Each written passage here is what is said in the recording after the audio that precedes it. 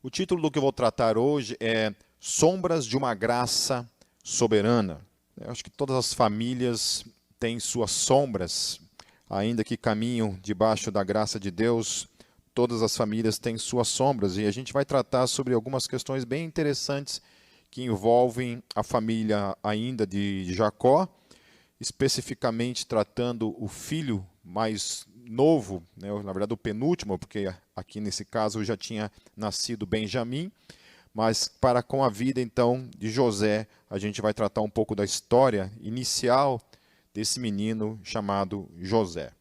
Então assim, só para nós nos contextualizarmos com aquilo que foi falado domingo passado, a gente estava tratando a história de Jacó, até que finalmente Jacó encontra o seu pai Isaque, lá no capítulo 35, Isaque então vem a falecer no final do capítulo 35, e aí no capítulo 36 nós vamos ter então a separação de Esaú da vida de Jacó, que vai morar num outro lugar, né? Esaú, após a morte de seu pai Isaque, pega suas esposas, filhos, animais e todos os bens que tinha adquirido na terra de Canaã, e vai embora para outra terra, apartando-se do seu irmão. Então Esaú ele reconhece que aquela terra pertencia a seu irmão, então não há mais ódio ou qualquer desejo de vingança no coração de Esaú. Esaú entende que o perdão é o melhor caminho para quem deseja ser de fato livre. Amém?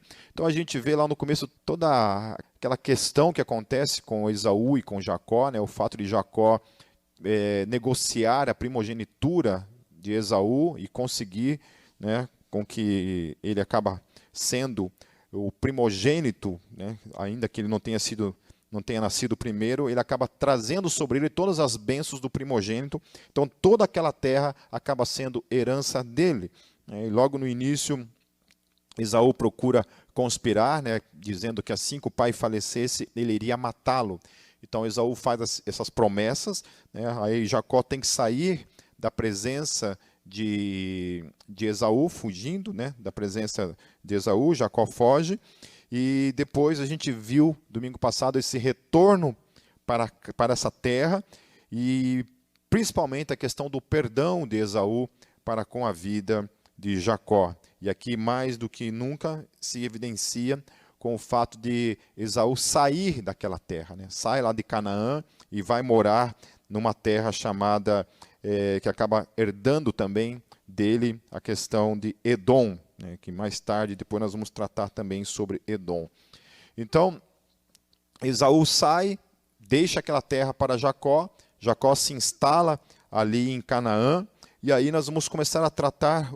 Tudo que a gente vai tratar hoje é a partir do capítulo 37 de Gênesis. Então abram suas Bíblias lá em Gênesis 37, a partir do versículo 1. Amém? Hoje nós vamos tratar o capítulo 37 e o capítulo 39. Então diz assim, a partir do versículo 1. E Jacó habitou na terra das peregrinações de seu pai, na terra de Canaã. Estas são as gerações de Jacó. Sendo José de 17 anos, apacentava as ovelhas com seus pais. Sendo ainda jovem, andava com os filhos de Bila e com os filhos de Zilpa, mulheres de seu pai. E José trazia más notícias deles a seu pai.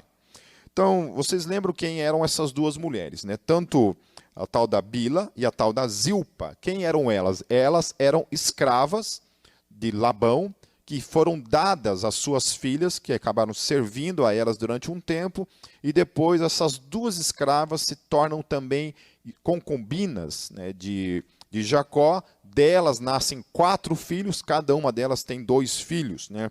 No caso de Bila, Bila gera Dan e Naftali, e Zilpa gera Gad e Aser. Então eram com esses 4 irmãos, por parte dessas duas escravas, que José caminhava junto, né? Provavelmente José, conforme o texto diz, ele tinha 17 anos, então ele era adolescente, ainda mais naquela época que as pessoas viviam um pouco mais, né? Mais de 100 anos, então ele era mais do que nunca bem adolescente mesmo. E aqui o texto fala uma coisa interessante, né? Que ele vivia trazendo essas más notícias sobre esses irmãos para o seu pai. Ou seja, O tal do José nada mais era do que um bom fofoqueiro, né? Um leve trás, alguém que estava ali, o tal do X9, né? Então ele não tinha, talvez, permissão, devido à sua pouca idade, ele não tinha permissão, talvez, para caminhar sozinho por aí. Então os irmãos dele tinham que levar ele, talvez, para tudo que é lado, né? Eu lembro que meus irmãos também passaram por essa situação. Às vezes tinham que me levar juntos, né? E eles não gostavam. Eu lembro disso, que não gostavam de levar de jeito nenhum, né? Mas tudo bem. Eu não tive irmãos mais novos, né? Meninos, para eu fazer a mesma coisa, né? Então tá. Mas eu acho que todo mundo já passou por isso, né? Quem tem irmãos mais velhos, às vezes tem essa dificuldade, né? De levar você junto, ou você, se tem irmãos mais novos, passou por isso também. Então José é esse cara, né? Esse cara jovem, esse menino, que caminhava com esses irmãos que eram filhos, não da sua mãe, mas eram filhos dessas escravas que estavam ali, né? Que haviam sido criados como irmãos, que de fato eram. Então o texto não descreve o que eles quatro faziam de errado, mas descreve então que José ficava trazendo tudo o que eles faziam de errado. Ele pegava e trazia para o seu pai. Então, assim, o texto fala também, né, dessa questão de que isso estava começando a gerar neles, então, a partir do versículo 3, dá uma olhadinha ali. E Israel amava José mais do que a todos os seus filhos, porque era filho da sua velhice, e fez-lhe uma túnica de várias cores. Amém? Então, olha só.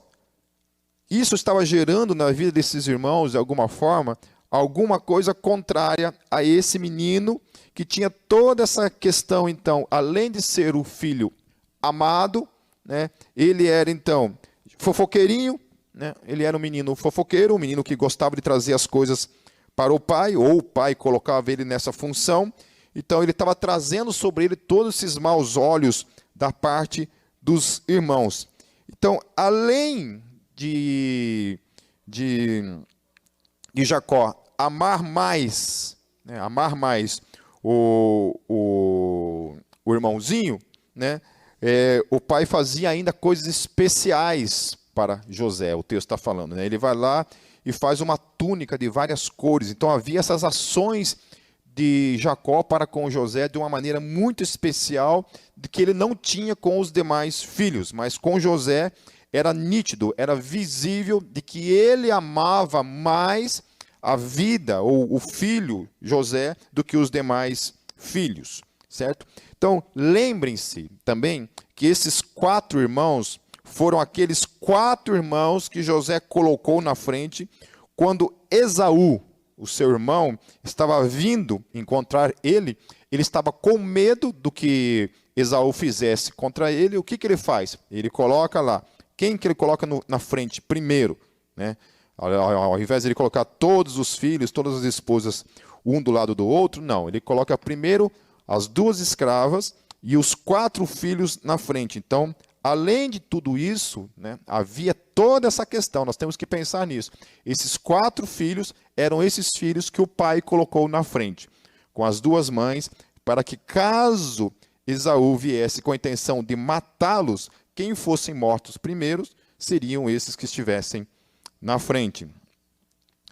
Então, não bastasse isso, não bastasse a outra realidade de que suas mães eram, então, escravas, de terem crescido num ambiente onde era claro que seu pai não amava suas mães, ainda tinha que lidar, desde que José nasceu, de que ele era o mais amado de todos pelo seu pai. Agora vejam, nós não estamos falando, meus queridos, de palavras de amor.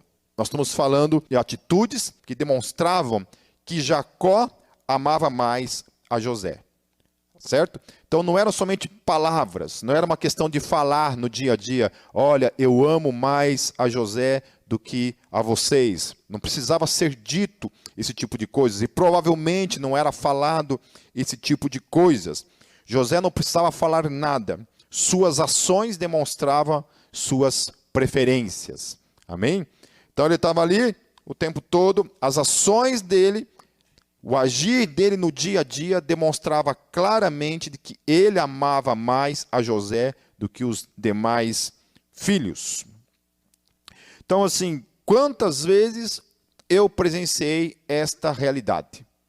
De ver pais que têm mais do que um filho, obviamente, né? Porque quando você tem um filho, você concentra todo o seu amor, foca todo o seu amor para com o filho, então não tem, né, não existe como você ter preferência se você tem somente um filho. Mas a partir do momento que tem 2 filhos, isso acaba se tornando uma questão tensa, uma questão complicada, né? Eu confesso para vocês que uma das dificuldades que eu tive, né, de querer ter mais um filho, estava também nessa questão. Eu e a Cátia, nós sempre tivemos medo de ter mais um filho e errar, principalmente nessa questão de dar mais amor para um do que para outro, né? Obviamente que muita gente fala que você não consegue, né? Muita gente fala que não, você ama todos os filhos por igual. Eu acho que pode ser que isso seja uma realidade na vida de muita gente, mas não acho que isso seja uma realidade de todos os pais sobre a face da terra. Eu acho que tem pais que acabam amando mais um filho do que outro, ou um filho do que os outros filhos. E isso acaba sendo uma coisa muito perigosa. Então, eu presenciei várias vezes isso acontecendo.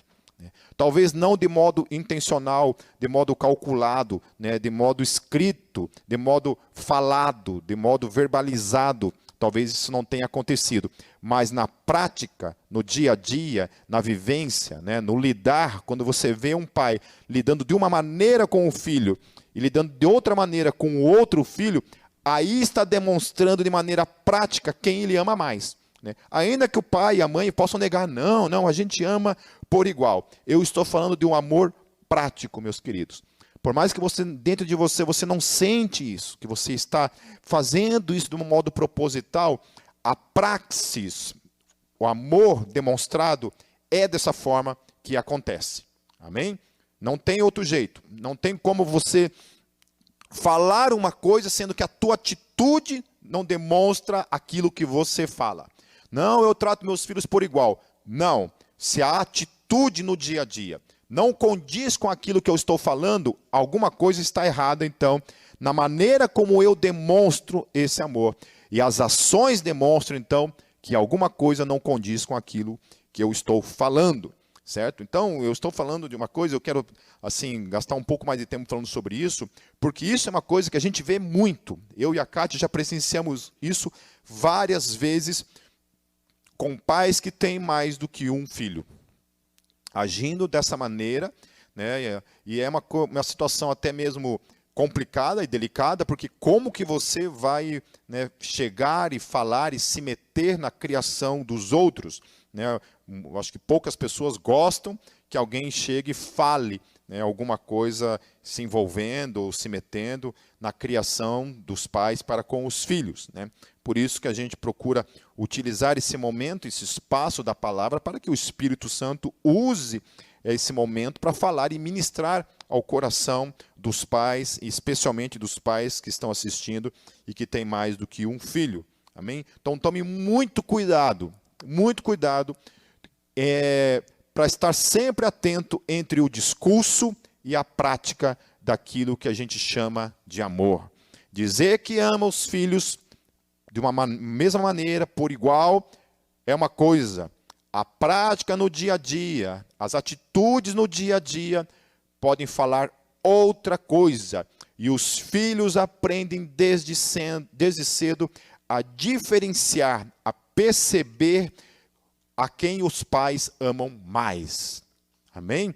Ah, mas como que acontece? Eu nunca falei isso para eles. Mas a prática, a praxis, as ações no dia a dia demonstram quem vocês acabam amando mais. Eu espero que não. Eu espero que todos os pais que estão assistindo e que têm mais do que um filho, de fato consigam amar na prática todos os dias, nas suas ações, nos movimentos que acontecem no dia a dia, da mesma forma, então, o tratamento de um para com os outros. É óbvio que, né, cada filho tem uma personalidade e nem sempre o lidar do dia a dia com cada um é necessariamente da mesma maneira. Mas estou falando de ações de amor. Amém? Estou falando de ações de amor. Algumas crianças acabam sendo mais quietas, né, e outras mais agitadas. Então, obviamente, vai ter maneiras diferentes de tratar umas às outras. Mas eu já vi, assim, criança birrenta, né, geralmente a mais nova, birrenta, que implica, está ali criando todo um barraco, né, e os pais lá, ó, nem aí, sabe? Nem aí. Deixa fazer tudo, quebrar tudo, aprontar tudo. Mas daí o mais velho faz uma coisa assim mínima diante do que está acontecendo aqui, e esse recebe toda aquela descarga de frustração, de raiva que estava sendo contida no lidar com essa situação, é totalmente voltada para essa criança que comete um pequeno erro, tá certo? Então, assim, os dois estão cometendo erros. A forma como lida deveria ser a mesma, mas acaba não sendo. E isso, eu não estou falando de um único caso que eu vi na minha vida, eu já vi diversas vezes isso acontecendo. Infelizmente. Então, pais, em nome de Jesus, tomem todo o cuidado relacionado a isso. E aí estava o problema de José. Porque José deixava claro para todos os seus filhos, pelas suas ações, pelos seus movimentos, pela forma como ele lidava com todos eles, ele deixava claro de que ele amava mais a José do que aos outros. A partir do versículo 4, vendo, pois, os seus irmãos, que seu pai o amava mais do que a todos eles, odiaram-no e não podiam falar com ele praticamente. Então, é óbvio que isso não ia acabar bem. É óbvio que aquilo que Jacó estava plantando na vida dos filhos, isso em algum momento ia voltar contra ele ou contra José. Infelizmente contra José, que era o cara que não tinha nada a ver com isso, que não tinha feito nada para ser mais amado, não tinha feito nada para ser o preferido, somente tinha nascido. Então estava trazendo sobre ele toda essa consequência de uma ação do pai. Então veja bem, queridos, que às vezes a tua ação, a tua atitude, esse movimento de tratar com acepção, de maneira diferenciada, de não tratar com o mesmo nível de amor, onde o discurso é uma coisa, mas as ações no dia a dia demonstram uma outra coisa, isso um dia pode voltar-se contra você ou pode voltar contra o filho amado. Então, por isso que todo cuidado é pouco. E aqui, então, José estava colhendo tudo aquilo que o pai havia plantado. O pai havia amado ele, mas não havia amado os seus irmãos. E como consequência disso, isso gerou um outro problema, não para com Jacó, mas para com ele. Então está aí o resultado. Notem que o problema não era ter um irmãozinho fofoqueiro, o que causava dor, feridas em homens já adultos, porque se José, sendo o mais novo, tinha 17 anos, provavelmente todos eles, esses 4 irmãos, já deveriam ser bem mais velhos do que ele, pelo menos para cima de 20 anos. Então não eram mais adolescentes, eram homens. E homens que estavam sendo feridos ainda, que tinham essa ferida aberta, essa ferida estava sangrando diante de todos aqueles anos em que eles foram negligenciados ou não foram amados na mesma medida pelo seu pai.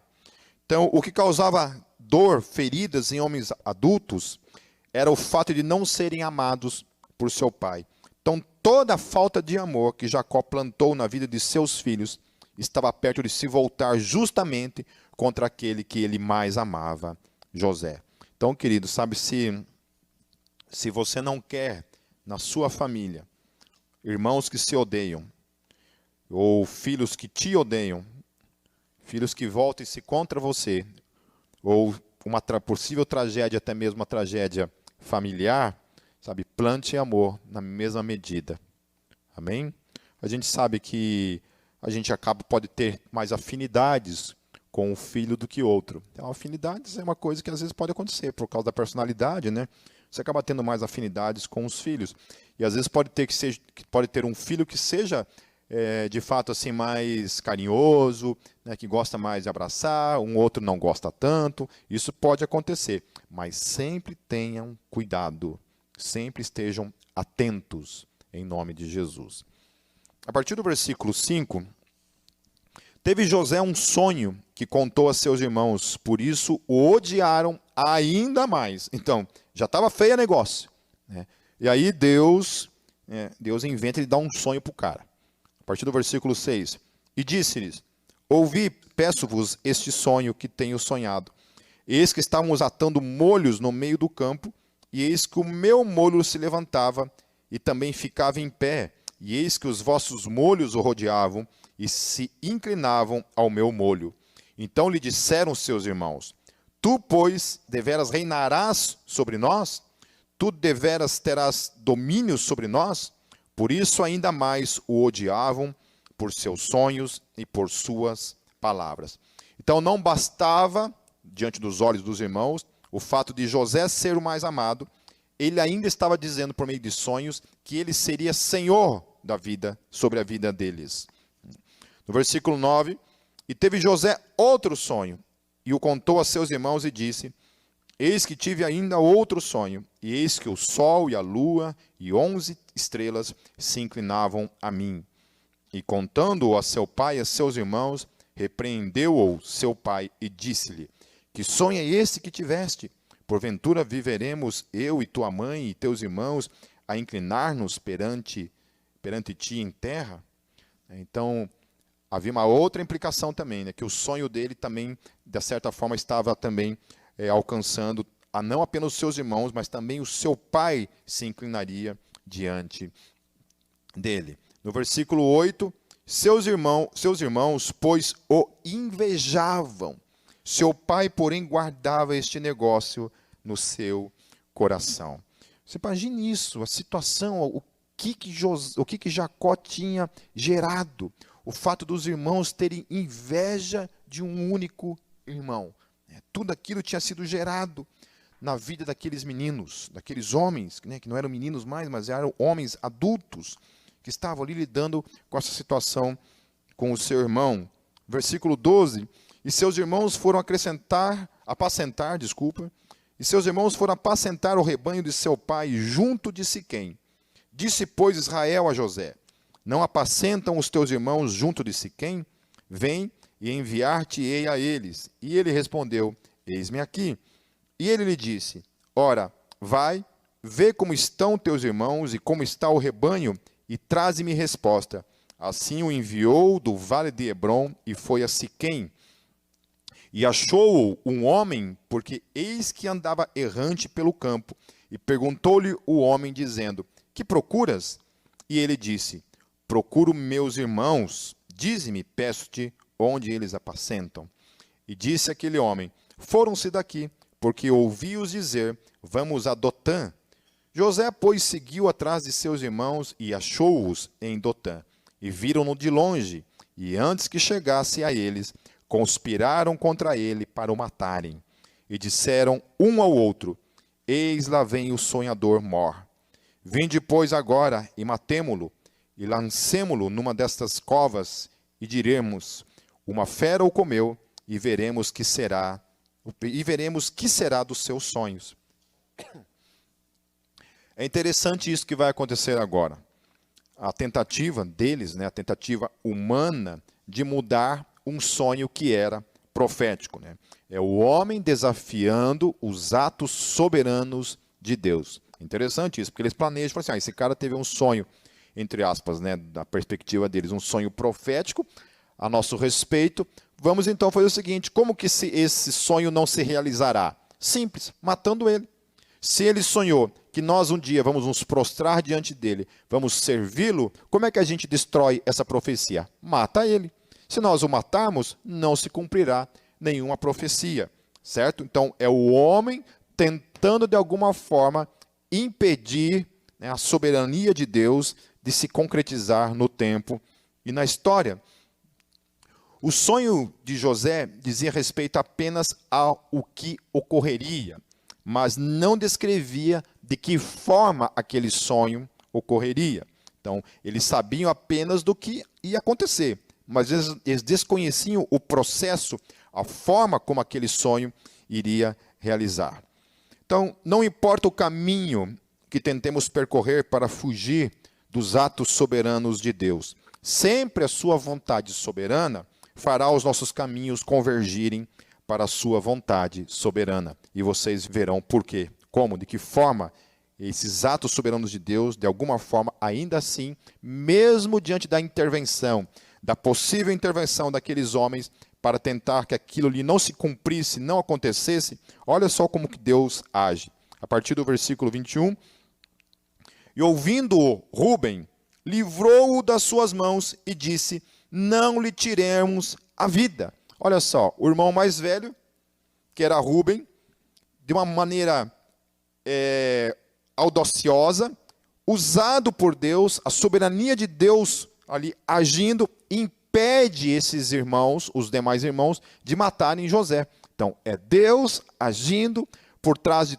tudo isso, colocando ali, usando a vida de Rúben, para que José não fosse morto pelos seus irmãos. Então, sem saber o que ocorria no mundo invisível de Deus, Rúben acaba sendo o instrumento da soberania de Deus. Amém, queridos? Então, quando Deus tem algo para a sua vida, se Deus escreveu para a sua vida o que é para acontecer na sua vida, não importa o caminho que você escolha, que você opte na sua vida, não adianta fugir, não adianta querer dar uma volta no mundo para fugir daquele caminho que Deus projetou para a sua vida. Deus, de alguma forma, vai mover o tempo e a história, vai mover todas as coisas para que você caminhe dentro daquilo que Ele decretou, daquilo que Ele escolheu, daquilo que Ele soberanamente trouxe para a sua história, em nome de Jesus. Amém? A gente vê isso acontecendo na vida de Jonas, né? Jonas tenta fugir da presença de Deus, não tem jeito. Não tem jeito, não tem como você fugir daquilo que Deus quer para a sua vida. Amém, queridos? Amém? O que Deus tinha na vida de José ia se concretizar e ninguém poderia impedir isso. Amém? Se você tem o teu coração em Deus, você busca todos os dias a vontade de Deus para a sua vida, ninguém pode te tirar daquilo que Deus tem para a sua vida. Ninguém pode matar você. Não existe uma doença que pode vir sobre a sua vida que vai impedir isso de acontecer. Não existe um acidente, nada. Nada pode impedir. Se você é uma pessoa que se coloca na presença de Deus e busca a presença de Deus, busca a vontade de Deus para a sua vida todos os dias, Deus vai mover os céus e a terra, o coração humano, as ações humanas, todas elas vão conspirar para que isso aconteça na sua vida, e é o que estava acontecendo na vida de José. Como eu havia falado, José até aqui não tem culpa de nada. José não falou para o pai amar mais ele. José não pediu esses sonhos da parte de Deus, mas esses sonhos estavam acontecendo na vida dele. Talvez a única coisa que ele fosse culpado, de alguma forma, era o fato dele ser, né, um leve trás, né, alguém que pegava, trazia o que os irmãos faziam de errado, e isso talvez fosse algo da parte dele. Mas, como era também uma ordenança do pai dele, então ele tinha mais que obedecer. A partir do versículo 22, também lhes disse Rúben, não derrameis sangue, lançai-o nesta cova que está no deserto, e lanceis mãos nele.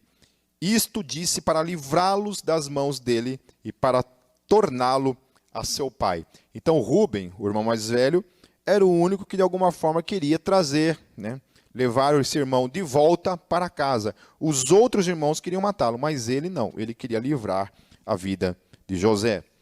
E aconteceu o quê? Chegando José a seus irmãos, tiraram de José a sua túnica, a túnica de várias cores que trazia, e tomaram-no e lançaram-no na cova. Porém, a cova estava vazia, não havia água nela. Fico pensando nesse menino, né, de 17 anos, que não plantou nada daquilo, que não escolheu em momento algum aquilo, né, e que sonhou coisas que ele não quis sonhar, que Deus havia dado a ele. E agora está ali ele, sendo lançado naquela cova, pelos seus irmãos, não pelos povos vizinhos, não por outras pessoas, mas por gente da sua própria família. Sabe? Então é isso, às vezes você pode colher na sua vida coisas que você não plantou. Caminhar com Deus muitas vezes implica também em colher coisas que você não plantou. Mas mesmo assim, você precisa confiar na soberania dele sobre a tua vida. Se essas coisas estão acontecendo, mesmo que você não consiga visualizar o que está acontecendo no mundo invisível de Deus, no mundo sobrenatural, nas coisas impalpáveis, saiba disso, que Deus está ali, agindo na sua vida. Depois, assentaram-se a comer pão, e levantaram os seus olhos e olharam, e eis que uma companhia de ismaelitas vinham de Gileade, e seus camelos traziam especiarias e bálsamo e mirra, e iam levá-los ao Egito. Então Judá disse aos seus irmãos: que proveito haverá que mantemos ao nosso irmão e escondamos o seu sangue? Vinde e vendamo-lo a esses ismaelitas, e não seja nossa mão sobre ele, porque ele é nosso irmão, nossa carne. E seus irmãos obedeceram.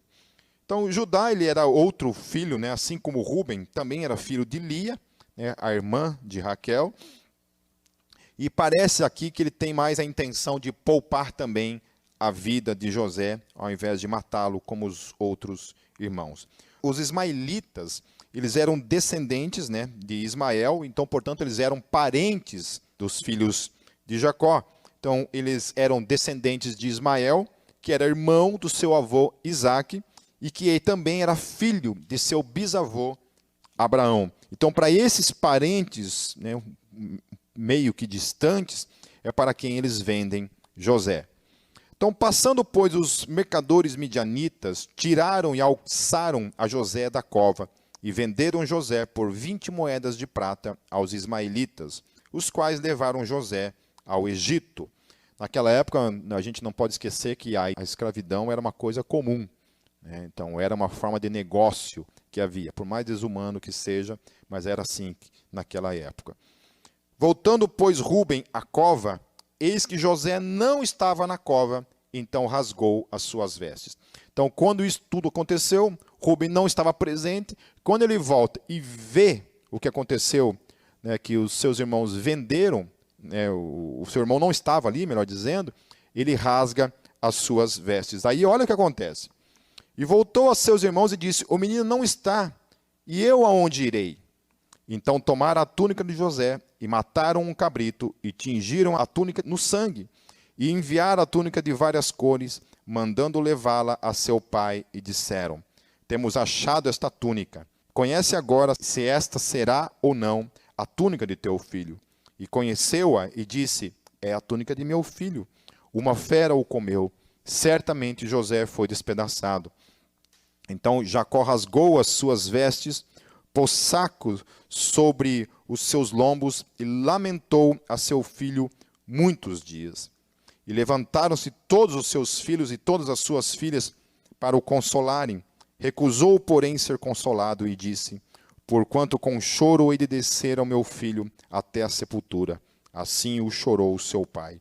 E os midianitas venderam-no no Egito a Potifar, oficial de Faraó, capitão da guarda. Capítulo 39. E José foi levado ao Egito, e Potifar, oficial de Faraó, capitão da guarda, homem egípcio, comprou-o da mão dos ismaelitas que o tinham levado lá. E aí olha só o que o versículo 2 diz.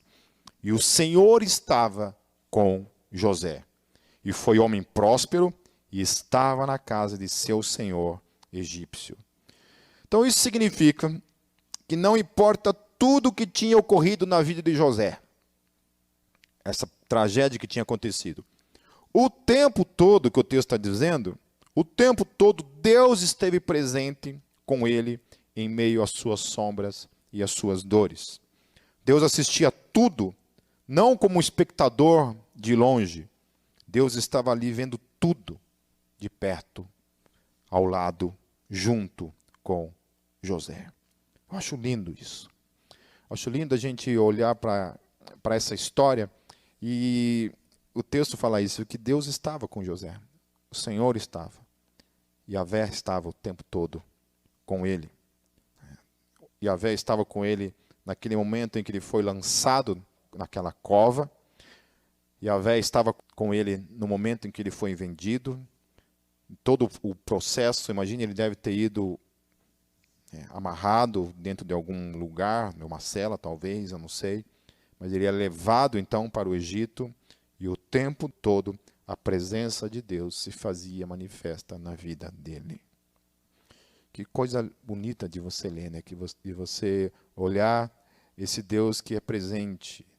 E nós estamos falando de volto a falar, nós estamos falando de um menino que não havia desejado nada disso. Não desejou ser amado pelo seu pai mais do que os irmãos, no máximo ser amado, mas não mais do que os outros. Que não desejou ter sonhos da parte de Deus, mas ainda assim Deus os deu para ele. E agora ele está passando por tudo que ele está passando. Um homem que está caminhando dentro da vontade de Deus e ainda assim está vivendo as suas mazelas. Mas agora então ele está vivendo um tempo de prosperidade, um tempo de bênçãos da parte de Deus para com a sua vida.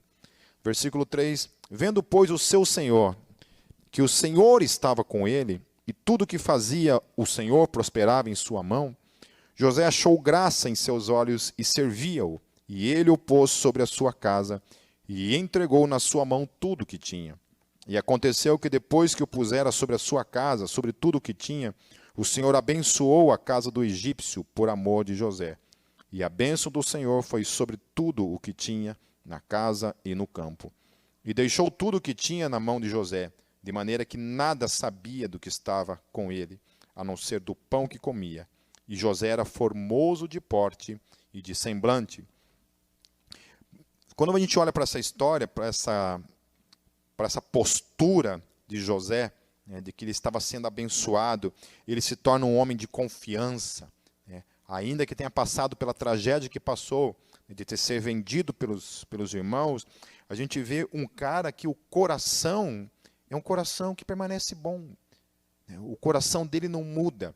As suas ações não mudam.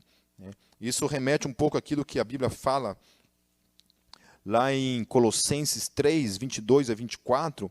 O apóstolo Paulo fala também a respeito disso, a respeito do trato do cristão para com os seus patrões ou os seus senhores.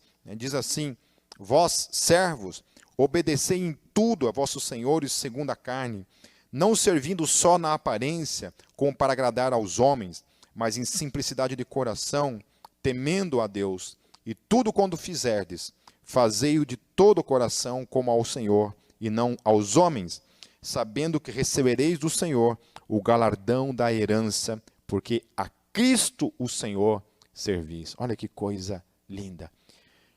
José está vivendo essa realidade. Ele podia ser um cara que trabalhava com rancor, com raiva, com ódio de tudo que tinha acontecido na vida dele? Não. Do contrário, ele continua trabalhando com um coração diferente. E Deus o abençoa. O Deus que é soberano, que permitiu tudo aquilo na vida dele, o abençoa.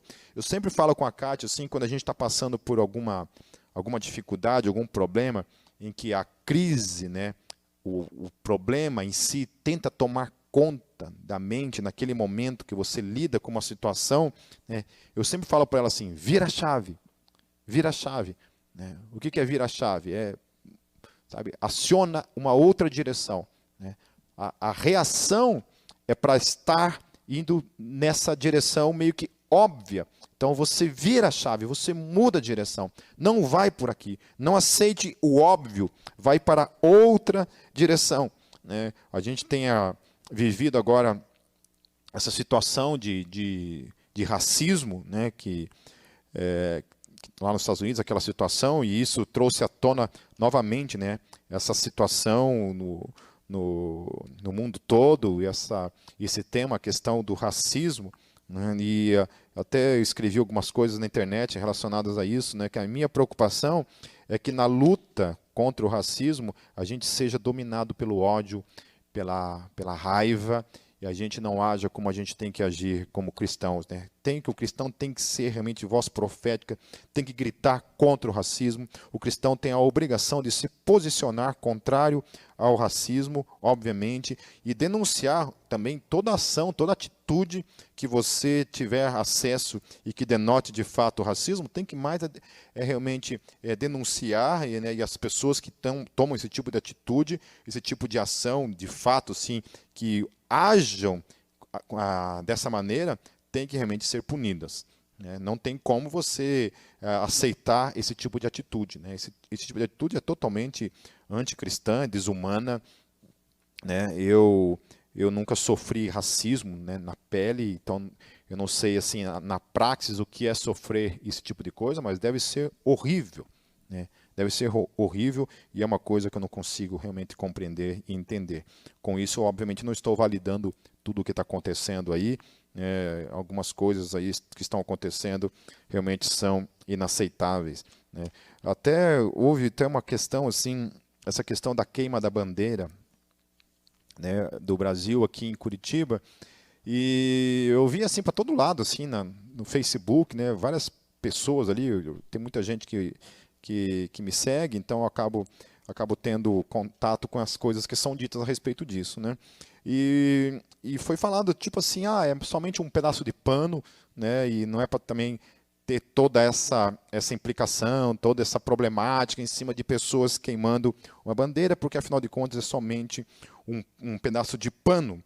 Então, assim, queridos, se nós formos tratar os nossos símbolos somente pelos elementos os quais eles são compostos ou eles são estampados, então realmente a bandeira do Brasil nada mais é do que um pedaço de pano, assim como também uma suástica num pedaço de pano nada mais é do que um pedaço de pano, assim como uma cruz também não passa de um pedaço de madeira ou um ferro ou qualquer outra coisa que seja, de plástico que seja.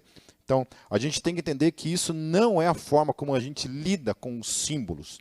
Nós não estamos valorizando o material o qual aquilo ali está composto, mas o símbolo sim. Então, se é para simplesmente a pessoa ir lá e rasgar e botar fogo num pedaço de pano, então leva um pano de chão de casa, Pega lá o pano de chão, pega um pano de prato, vai lá e queima. Mas por que não se faz isso? Por que não se queima somente um pedaço de pano qualquer? Por que tem que queimar a bandeira do Brasil? Por quê? Porque aquilo ali tem um símbolo. Então, o propósito não é queimar um pedaço de pano. O propósito é atingir aquilo qual aquilo ali simboliza. Então, quando alguém destrói uma cruz, não é uma cruz que está sendo queimada somente, não é um pedaço de madeira, desculpa. Não é uma madeira que está sendo queimada. Aquilo tem um propósito, atingir aquilo o qual aquele símbolo está simbolizando. Amém? Por isso que é proibido usar suástica. Por isso que você não pode usar uma suástica. Por quê? Porque aquele símbolo representa alguma coisa. A bandeira do Brasil representa o povo brasileiro, representa a nossa nação, representa tudo o que essa bandeira engloba.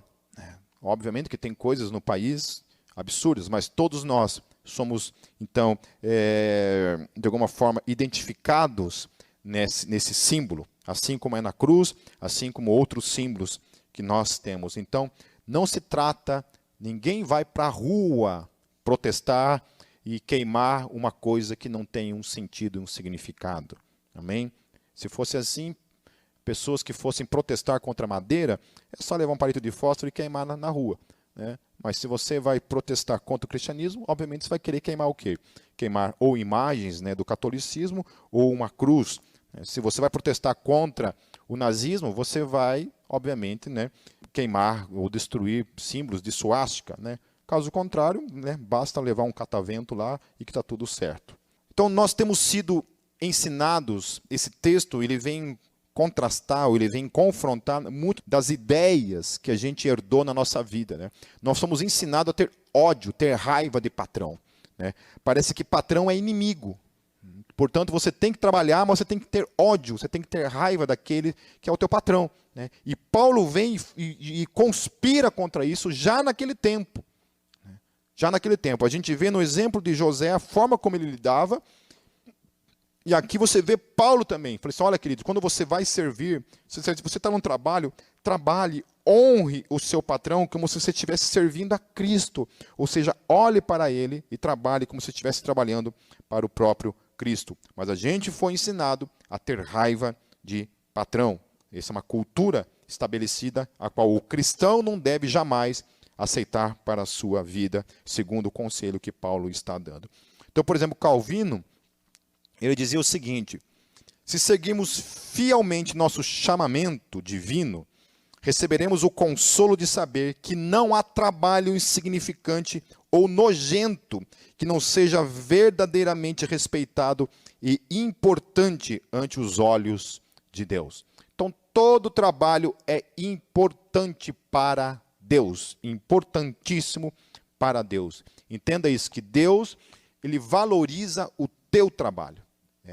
Deus deu o trabalho. Por mais, o que Calvino está falando assim, por mais insignificante, né, talvez desprezível que possa ser um trabalho, se é um trabalho, isso vem da parte de Deus. Deus dignifica a pessoa que trabalha.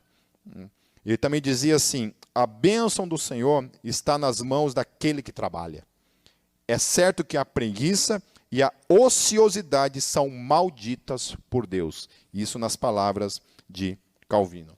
Então, voltando lá para Gênesis, no versículo 7, diz assim: e aconteceu depois dessas coisas que a mulher do seu senhor pôs os seus olhos em José e disse: deita-te comigo. Então, uns versículos antes, ele dizia que José, ele era formoso de porte, então ele devia ser um cara grande, e de semblante, então deveria ser um cara bonitão, né? Aí a patroa, né, fica de zóio nele, né? Porém, ele recusou e disse à mulher do seu senhor: eis que o meu senhor não sabe do que há em casa comigo, e entregou em minha mão tudo o que tem. Ninguém é maior do que eu nesta casa, e nenhuma coisa me vedou, senão a ti, porquanto tu és sua mulher. Como, pois, faria eu tamanha maldade e pecaria contra Deus? José havia sido vendido pelos seus irmãos, e ele tinha todos os motivos de sobra para ser um cara revoltado com Deus e viver uma vida de entrega ao pecado. Ou seja, ele tinha todos os motivos para abraçar aquela situação, se entregar ao pecado, deitar com aquela mulher, se ele fosse um homem que olhasse para a sua tragédia como motivo para pecar. Como muita gente por aí faz. Usa as suas tragédias, usa a sua criação, usa a sua falta de amor ou coisas assim, para então se entregar para o pecado, né, para se entregar para a promiscuidade. Eu tive uma pessoa, uma amiga, uma pessoa que eu amava muito, que teve uma infância terrível, sabe?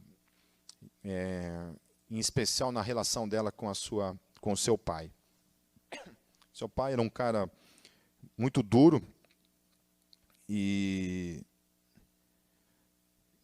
essa pessoa, eu tenho que tomar muito cuidado para não expor a história dessa pessoa, mas essa pessoa acabou se entregando para a prostituição e, infelizmente, também em decorrência de uma doença, acabou vindo a falecer. Mas eu lembro que desde criança, assim, desde quando eu conheci ela nos tempos, né, de criança, assim, ela tinha essa coisa com o pai dela, sabe? Essa raiva do pai dela. E parecia que as suas ações, de alguma forma, eram ações que visavam atingir, sabe, o pai. Tinha aquilo para atingir o pai. E viveu, infelizmente, uma tragédia em sua vida. Gente que tem a sua fase de revolta na adolescência, né, como forma de transmitir aos pais que eles falharam com ele. A gente até teve uma experiência bem interessante com o Gabriel no carro. A gente está ouvindo uma música do Ultraje Rigor chamada Rebelde Sem Causa, né, e estava tocando ali a música ali, e a música fala mais ou menos assim: meus dois pais me tratam muito bem. E aí a pergunta do amigo: o que é que você tem que você não fala com ninguém? Daí ele fala: meus dois pais me dão muito carinho. Então, por que você se sente sempre tão sozinho? Meus dois pais me compreendem totalmente. Como é que você se sente? Desabafa aqui com a gente. Meus dois pais me dão apoio moral. Não dá para ser legal, só pode ficar mal. Ou seja, daí eu acho que a Kátia falou assim: essa música é a música do Gabriel, né? Que o Gabriel entre aspas, um rebelde sem causa, né? Daí ele falou assim: eu estava pensando isso mesmo quando eu estava ouvindo. né? Mas a verdade é que, graças a Deus, o Gabriel não tem essas causas para ser um menino rebelde, né? Talvez por ter sido um filho único, a gente ter realmente tomado todo o cuidado desde cedo com ele, mas a gente vê que essa história, na verdade, na vida de muita gente não é. Muita gente não é. Muita gente se afunda no mundo das drogas, no mundo da prostituição, né? Eu realmente me tornei punk por razões, né, que estavam aqui dentro de mim. Não foi à toa, não foi de graça que eu acabei abraçando, né, a vida no movimento punk. Mas isso são coisas, obviamente, que já estão na cruz, já foram curadas em Cristo Jesus. Mas muita gente acaba abraçando, então, o pecado, porque olha para as coisas que aconteceram, olha para a sua história, para as suas tragédias, e entende, então, que tem motivos de sobra para fazer aquilo que é errado, como justificativa para o erro. Então, mas a realidade é que José tinha todos os motivos para agir diferente. Porém, ele não se deixou definir pelas suas sombras. Ele disse não para o pecado e isso enfureceu o diabo, que é o que a gente verá a partir do versículo 10. E aconteceu que, falando ela cada dia a José, e não lhe dando ele ouvidos para deitar-se com ela e estar com ela, sucedeu num certo dia que ele veio à casa para fazer seu serviço, e nenhum dos da casa estava ali. E ela lhe pegou pela sua roupa, dizendo, deita-te comigo. E ele deixou a sua roupa na mão dela e fugiu e saiu para fora.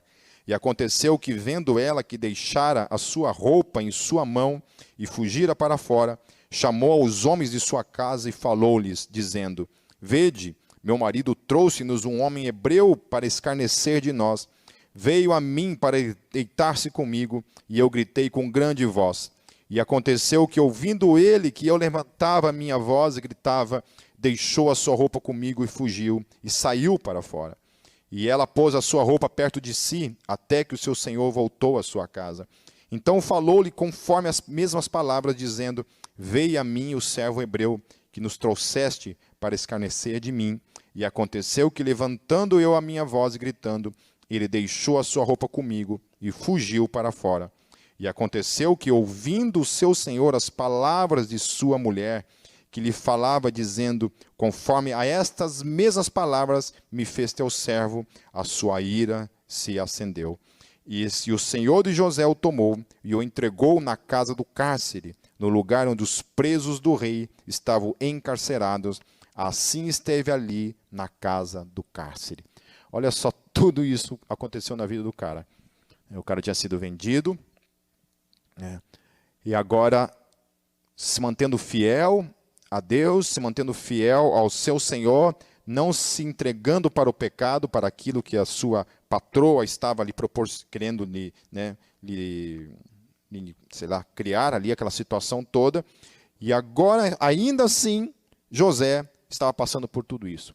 Lembrem-se, Deus estava com José. E mesmo Deus estando com José, o texto vai falar no versículo 21, olha só. O Senhor, porém, estava com José, e estendeu sobre ele a sua benignidade, e deu-lhe graça aos olhos do carcereiro mor. Então a gente pergunta assim, como assim Deus estava com ele? Se Deus estava com ele, por que que Deus permitiu que isso estivesse acontecendo com ele? José poderia ou não poderia fazer todos esses questionamentos? Deus, o que foi que eu fiz? Eu não me entreguei para o pecado, e agora olha o que está acontecendo comigo. Já viu gente que fala esse tipo de coisa? Talvez você seja essa pessoa que esteja falando esse tipo de coisa. Poxa, Pipe, eu faço tudo certinho, eu procuro ser fiel em tudo, e olha o que as coisas estão acontecendo comigo, olha as coisas que estão acontecendo, olha a tragédia atingindo a minha casa. José poderia pensar dessa forma. José estava olhando a presença de Deus em tudo aquilo ali. Falei assim, olha, eu não sei por que está acontecendo isso tudo na minha vida, mas eu sei que Deus está comigo. Eu sei que Deus está presente na minha vida. Amém, querido? Eu não sei o que está acontecendo na tua vida, sabe? Talvez você seja a pessoa que tem questionado a Deus porque tem buscado fazer tudo certinho e as coisas não têm acontecido segundo aquilo que você gostaria. Mas saiba disso, que Deus está com você. No versículo 22, para encerrar, E o carcereiro mor entregou na mão de José todos os presos que estavam na casa do cárcere. E ele ordenava tudo o que se fazia ali. E o carcereiro mor não teve cuidado de nenhuma coisa que estava na mão dele, porquanto o Senhor estava com ele, e tudo o que fazia, o Senhor prosperava. Quando a gente não se entrega para o pecado, quando a gente não se entrega para o sofrimento, quando a gente não deixa que o sofrimento, a dor, as frustrações ditem o nosso caráter, a nossa conduta, a nossa personalidade, Deus vem e nos honra por causa disso. Deus honra o nosso coração. Amém, querido? Por isso, vire a chave. Então, o que nós aprendemos com essa história? 5 coisas para encerrar. Primeiro, que os pais devem tomar todo o cuidado para que as suas ações não contradigam suas palavras. Se vocês amam de verdade seus filhos por igual, então ajam de fato segundo esta realidade. Amém? Volto a falar. Cuidado, cuidado. Quando aquilo que se fala não se evidencia com as ações do dia a dia. Amém? Amem seus filhos. Não precisa falar se for necessário, mas amem nas suas ações de modo igual. Ainda que existam mais afinidades, cuidado. Todo o cuidado é pouco. A segunda coisa que a gente aprende é que os filhos reproduzem o amor ou a falta dele. Talvez a razão pela qual José tenha tido esse coração, agido da forma como ele agiu, foi porque ele foi amado. Ele foi amado pelo pai. Ele teve esse amor na sua vida. O resultado dos outros filhos que não foram amados foi qual? Amém? Então, ame seus filhos, que eles vão reproduzir esse amor na vida dos outros. Não amem seus filhos, que eles vão reproduzir uma vida sem amor. Amém, queridos? Terceira coisa que nós aprendemos é que nós podemos colher onde nós não plantamos. José não tinha culpa por ter sido amado por seu pai. E ainda assim, ele colheu a falta de amor de seu pai na vida de seus irmãos. Então, por mais indignante que seja, a grande lição que José nos ensina é que às vezes nós colhemos as coisas que os outros plantam. As coisas ruins que os outros plantam. Essa é uma realidade que a gente pode talvez colher e ficar indignado, mas Deus, eu não fiz, o que eu fiz? Geralmente, quando a gente está passando por um momento de sofrimento e de dor, pelo menos eu sou assim, né? Eu sempre pergunto, o que foi que eu fiz? Então eu procuro achar motivos, razões que levaram a eu estar passando por aquilo ali. E às vezes não tem. Às vezes não tem motivo. Às vezes tem. Às vezes é um resultado de uma coisa que a gente fez. Mas em alguns momentos não. Às vezes você, no ato de fazer uma coisa boa, você colhe uma coisa ruim. Né? A quarta coisa é que a presença de Deus em nossas vidas não nos isenta de uma vida de dor e sofrimento. A Bíblia nos ensina que Deus está presente mesmo em meio à dor. Então, mesmo em meio à dor, Deus esteve presente na vida de José. E Deus está presente na vida de todos aqueles que creem e caminham com Ele. E a quinta e última coisa, meus queridos, que essa história nos ensina, é que não usemos as tragédias da nossa vida como desculpa para uma vida de pecado. Não nos entreguemos tendo como justificativa para o pecado as nossas sombras. Amém? Por isso, sombras de uma graça soberana. O Deus soberano está permitindo essas coisas, mas Ele está presente. Ainda assim, está presente. Ainda que a gente não consiga enxergar o mundo invisível, a mão de Deus nos movendo, como moveu a boca de Rúben para que ele não tivesse sido morto, assim como ele moveu Judá para que ele fosse vendido, ao invés de ter sido morto.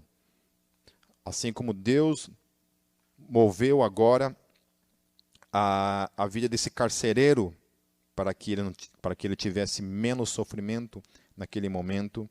E domingo que vem eu quero continuar a história de José e toda a maravilha, a beleza que existe na história desse homem que foi amado e cuja graça e a soberania de Deus esteve o tempo todo com ele, em meio às suas sombras e à sua tragédia.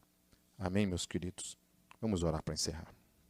Senhor Deus, eu te louvo pela tua palavra, Senhor. Deus, obrigado pela essa história, pela tua palavra, Deus, pelo que a gente pode aprender por meio da vida, dos erros de Jacó e por meio das atitudes de José. Deus, nos ajude, Senhor Jesus, a transformarmos, Deus, nossas tragédias, nossas sombras, Senhor, em algo que glorifique o teu nome, em algo que exalte o teu nome, Senhor, por meio das nossas vidas. Conforme a tua palavra fala por meio de Paulo, Senhor, as nossas ações, Senhor, todas elas são para o Senhor. É ao Senhor que nós servimos. É ao Senhor que nós devemos glorificar todos os dias em nossas vidas, mesmo em meio às dores, em meio às sombras e às tragédias. Obrigado pela tua palavra. Deus também dê toda a sabedoria, Deus, todo o discernimento para com todos os pais, Senhor, que estão tendo acesso a essa palavra. Deus, que a gente cuide, Deus, dos nossos filhos, amando-os por igual, sem acepção, Senhor, com sabedoria, Deus. Crianças amadas, filhos que são amados, Senhor, vão, Senhor, reproduzir o amor na vida do seu próximo, Senhor. Assim como aqueles que são negligenciados, Senhor Jesus, podem se tornar, Senhor Jesus, potencialmente, Senhor, pessoas que vão reproduzir a falta desse amor. E podem também, Senhor Jesus, se entregarem, Senhor, para o erro, para o pecado, Deus. Tenha misericórdia de nós, Senhor. Nós fomos criados para sermos amados, Senhor Jesus. E que o amor comece em casa, Deus. Comece em cada lar, Deus. Em nome de Jesus é que eu oro. Amém.